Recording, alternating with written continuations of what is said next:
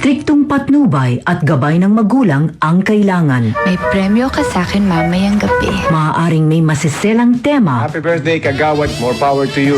Love you, man. lengguwahe, Paano masabi? Idaragtas na ako para masigurado nyo? karahasan, Advance ako mag-isip. sexual, Ako kurang bana, dili ko ganahan ako mutupad, kay nanimaho na kuno ko. horror, Sino yung kasama mo? o droga Wag ho kayong pumasok dyan. My God, I hate drugs. na hindi angkop sa mga bata. Ang presidente ng purok na iyong masusumbungan. Tawagan mo lang idol at ikay kanyang pakikinggan. Isumbong kay Pangulong Dagong sa 93.9 IFM. Mayong bundag, idol! DJ Tito Bo! Ho, ho, ho! Gusto ko yung DJ Tito Bo. At kasama mo na naman today si Ate Chrissy. Oh, At oras na para i-welcome natin ang ating purok leader din sa 93.9 IFM Manila! let's all welcome Pangulong Dagong!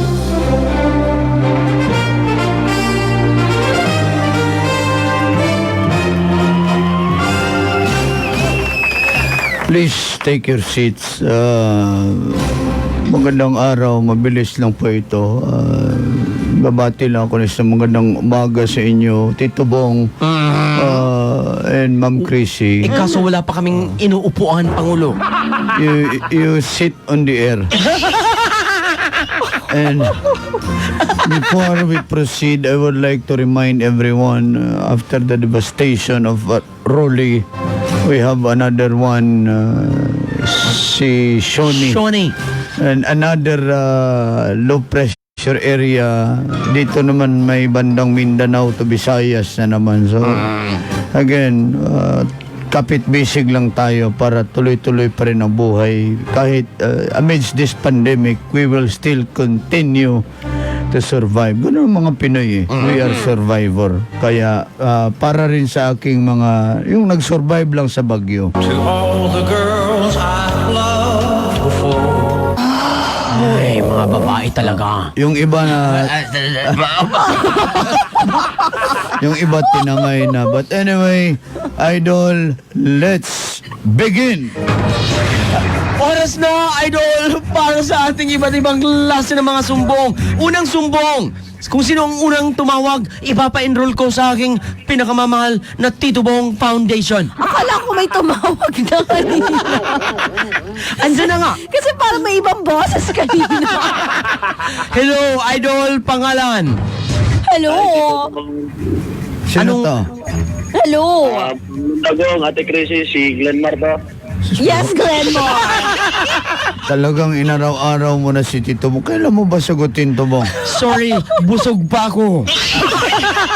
Glenmar, go ahead. Isumbong kay Pangulong Dagong! Pangulong Dagong, isumbong ko lang yung aso at pusa namin. Bakit? Kasi habang binigyan sila ng pagkain, magsasayaw sila ng tsa-tsa. Oh, anong masama doon? Pangulong Dagong eh. Because they are excited. Pag mabigyan ka ng pagkain, diba excited ka? Kasi gutom ka na. Yes. Kaya sila napapatsa-tsa. Iba ako pag na-excite ako. Ano? Hindi ako napapatsa-tsa. Tango ang sinasayaw ko. Ha? Ayan o, sumayaw na sila ng tsa-tsa habang kumain. Sige lang, pakainin mo lang basta habang sila'y nagchatcha, ako naman dito, magtatango ako. Oh, you teach me how to tango. Teach me how to tango. Teach me how to tango. Kasi excited yan. Okay, next. Isumbong kay Pangulong Dagong. Isa pang sumbong, ako po si Roberto Estorba Jr. ng Antipolo City. Istorba ka talaga, natulog ako. Bakit? Isusumbong ko lang, Tito Bong, Ate Chrissy at Pangulong Dagong, Yes. ang aking mga kasama dito sa trabaho. Wala na kasi silang ibang trabaho, kundi sige na lang tawa, tawa, tawa-tawa sa inyong tatlo. Hindi na sila nagtatahi dito sa sewing department at sa cutting department. Ano po ba ang nararapat kong gawin? Tahiin na ang bibig para di na makatawa. Isumbong kay Pangulong Dagong. Ate Chrissy, isa Yes. ba ang sumbong? Shoot mo na! The sumbong is from Ruby Amado of Makati City. Hi, Ruby. Pangulong Dagong, Tito Bong at Ate Chrissy, isusumbong ko lang po itong postiso ko. Lagi po kasing nalalaglag. Lalo na pag nakikipagchismisan po ako sa mga kumare ko. Yes. Ano po kaya ang dapat kong gawin? Wag ka nang magchismis para hindi na malaglag yung postisyo mo. Or kung magchismis ka, tanggalin mo muna yung postisyo mo. Palitan mo muna ng mouthpiece. Alam mo yung mouthpiece? Ayaw pang boxing. Yung sinusuot ni... Yun ang sinusuot ng ating pambansang kamao. Sa bagay, I agree with that. Kasi pag napaaway siya, at least ready yung bunganga niya. Oo. Pag nasuntok siya. Sa mouthpiece. Hindi, sa pustiso. Di ba tinatanggal-tanggal yan pagka tinututbrasan? Yung postisyo. Hindi, yung mouthpiece. Nung pinulot ng referee kasi nahulog sa ring. Yung mouthpiece. Yung postisyo. Di ba parang protection dyan sa ngipin? Kapag sinuntok ka, Ay. babasag ngipin mo. Yung mouthpiece. Hindi, yung postiso. Next. Isumbong kay Pangulong Yes. Dagong. Isa Yun, bang yun. sumbong? Hello, what is your name? Yun, nakapasok din. Pangulo, Good sa me. Ray Dulatre. Ray Dulatre. Isumbong! Ano? Bulatre? Taga saan? Tagatagi. Taga-Taguig. Go ahead. Isumbong kay Pangulong Dagong! Pangulo, Yes, Ray Dulatre. sumbong pala yung kasama ko. Bakit? Ilang araw niya na ginagamit yung motor ko eh. Sabi ko, kargahan niya ng gas. Tumawag ngayon. Nagkamali ng karga. Ang kinarga, tubig. That's the new gasoline ngayon. Alam mo, Tubig. kawawa yung motor mo, masisira talaga yan. Kaya nga eh. Dapat, wag na lang niyang karga na to. Ihian niya na lang. Yun pa. Ganun pa rin naman, sisirain niya rin yan. Ihian na lang. Pangulo, iyan. Wag ka nang magpahiram dyan, ha? Tapos, lagyan niya ng bawal umehi, deto. Yung motor. Hindi, yung bunganga. Ako yung postiso. Akala ko yung gas. Sige na, Brad, ha? Huwag ka na magpahiram pag ganito yan. Kayong manghiram ng motor, kayo nang alam manghiram, ipagas nyo naman, tas linisin nyo naman, ang kapal naman talaga ng gulong. Pahiram-hiram kayo, di kayo marunong mag-ano. Isumbong kay Pangulong Dagong. Isa pang sumbong, Ate Chrissy. Shoot mo na! Okay, the sumbong is from Marilu Lobasan ng Mandaluyong City. Yes, ma'am. Pangulong Dagong, Tito Bong at Ate Chrissy. Isusumbong ko lang po itong aking shorts. Bakit? Kapag sinusuot ko po ito, parang ang laki po ng tiyan ko tignan. Ano po kaya ang dapat kong gawin? Bago kayo mag-short niyan, ma'am, mag-girdle mo na kayo, ha? Para matago niya yung tiyan nyo. Isumbong kay Pangulong Dagong. Suot man yan ng mga buntis, di ba? Yung girdle. Yung shorts. Dagong, how did you know about girdle? Nagsusuot kasi ako. Girdle man yan sa Bisaya, Ate Chrissy. Nagsusuot ka ng girdle? Oo. Isumbong kay Pangulong Dagong. Next. Isa pang sumbong. Hi, ako po si Alvin Fortuna. Isusumbong ko lang po sana ang aking kliyente. Yes. Hanggang ngayon kasi hindi pa nagpapadala ng projected budget ng kanyang franchise. Ano po ba ang narapat kong gawin dito? Kasi alam nyo, sa totoo lang, wala talaga siyang budget. Kaya walang project kasi walang budget. Isumbong kay Pangulong Dagong. My God, I hate corruption. Isa pang sumbong. Sumbong is from Carlos Cabrito, Pakwan-Kwan. Pakwan-kwan yung... Yes! Yung surname is Pakwan-Kwan. Pangulong Dagong, Tito Bong at Ate Chrissy, Yes. isusumbong ko lang po ang sarili ko. Bakit? Bakit pag nagpagupit ako sa Lord West Barbershop, hindi pa rin ako pumopogi?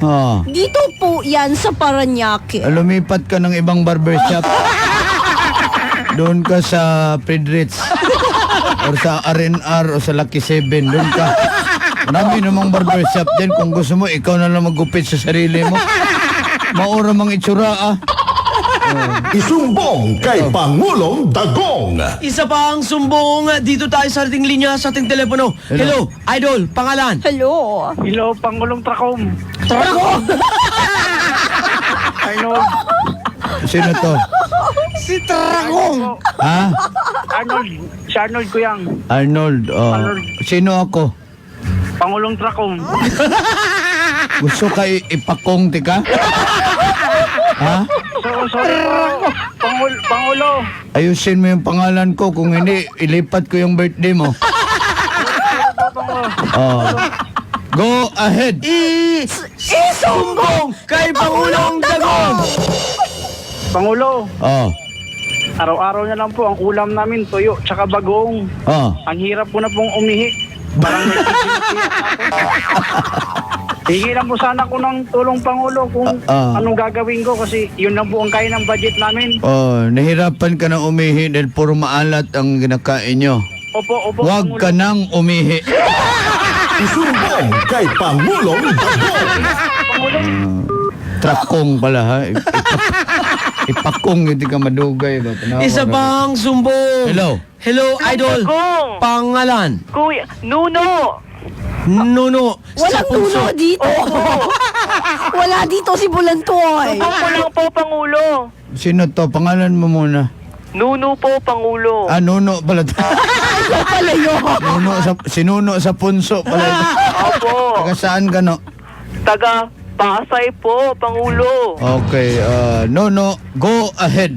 Isumbong kay Pangulong Dagong. Sumbong ko lang po, Pangulong Dagong, Kuya Bong at Ate Chrissy.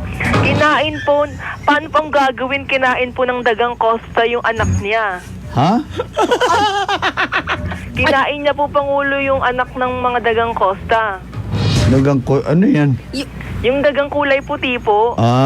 Kinain niya yung mga anak niya. Pasensya because sanay ako sa daga na kulay brown sa amin. Yung may sugat-sugat pa, Pangulo.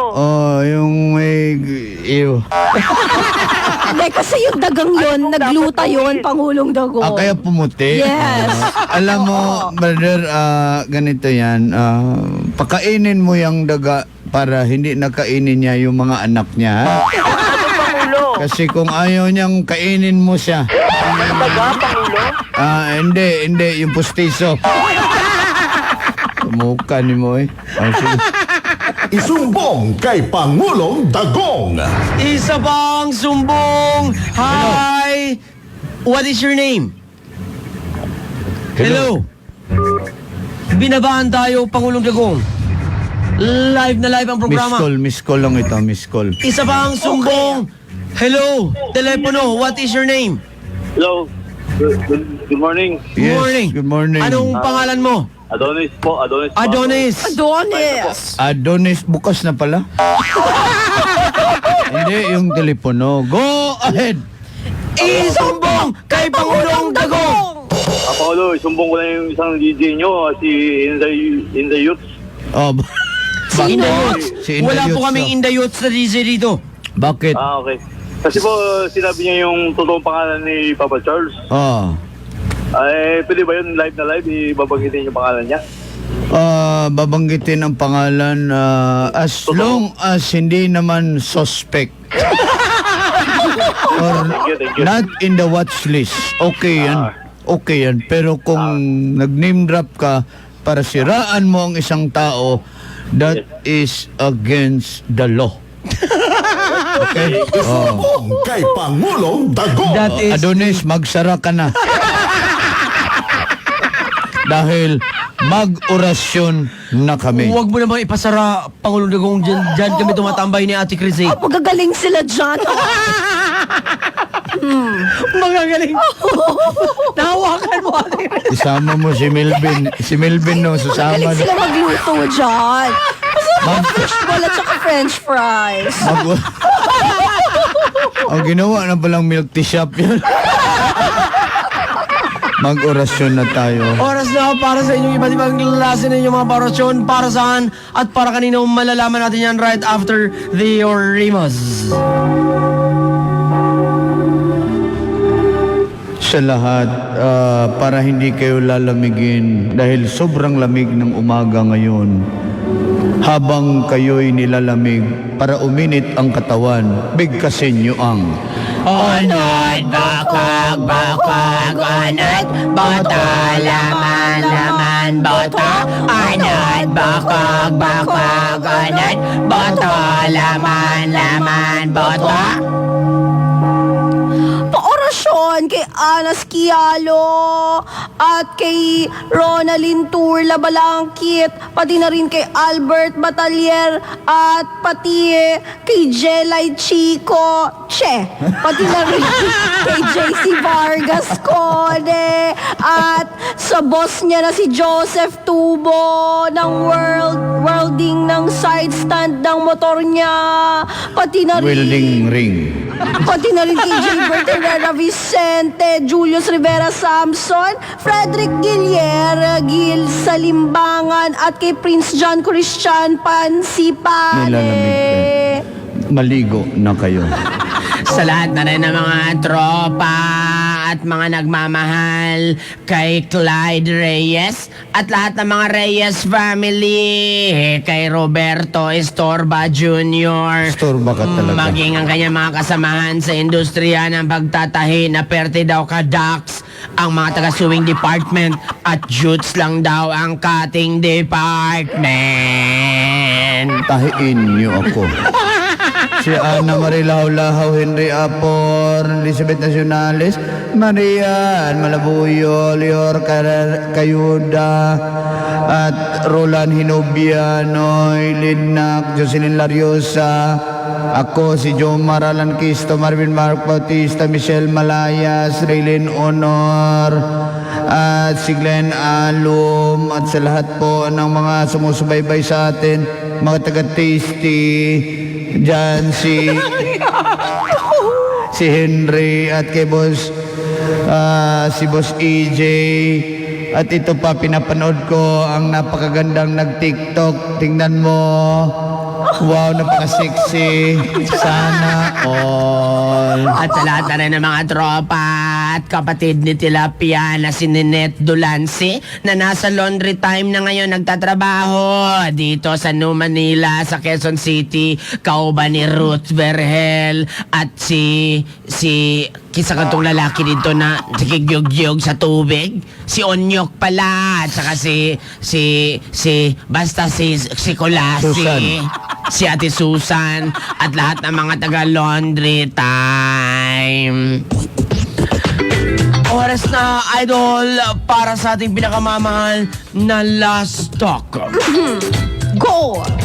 Pangulong Dagong, Yes. last talk. Kung ikaw ang tatanungin, sino ang mas gusto mong manalo sa American elections ngayon? Donald Trump o Joe Biden? Well, kung sino ang mananalo, doon ako. Pero kailangan mong mamili ngayon. I cannot vote, so I am a Filipino and I am not an American citizen, so I cannot choose one. So ang pipiliin, sino man ako magboto. Basta kung sino ang manalo, doon na tayo. Ate Chrissy, Yes. last talk. Go! Para sa'yo, ano ang mas matimbang sa iyo na simbolo ng Pasko? Ang star o ang Christmas tree? Yung butas na medyas ni Pangulong Dagong. None of the above. Eh, kaso wala pa tayong choices ng ganun. None of the above. Basta yung butas na medyas ni Pangulong Dagong. Last talk. Ma'am, delikado yung butas na medyas. Last Aamoy talk. yan, aamoy. Pangulong Dagong. Yes. Anong oras ka mas madalas naligo? Sa umaga o sa gabi? None of the above. Basta feel ko maligo. Maligo ka! Feel ko maligo. Maligo ako. Ako Ano bang oras? magpapaligo sa'yo. Ay. Pag di ka naligo. Ate Chrissy, Yes. last talk. Go! Simple lang, ano nga ba ang motto mo sa iyong buhay? My motto in life is to live life to the fullest with Pangulong Dagong. I thank you. Ma'am, parang ikaw na yung panalo sa Miss Universe Philippines. Basta ako lang Miss Universe sa buhay mo. That's right. Last talk, last but not the least, last talk, Pangulong Dagong. Go ahead. Sino ang mas magaling magmasid? Ang DJ o ang tagapagbalita? Sa totoo lang, mas magaling ang DJ magmasid kasi ang DJ hindi lang nagmamasid, nagbabalita pa. Nagchichismis pa. That ends our last talk. Maraming salamat po sa inyong mga pakikinig. Ako po si Tito Hong! Galit ka? At nakasama mo rin today si Ate Chrissy. Lahat ng mga drivers na nasa Toda Terminal, saan man kayo, ingat po kayo.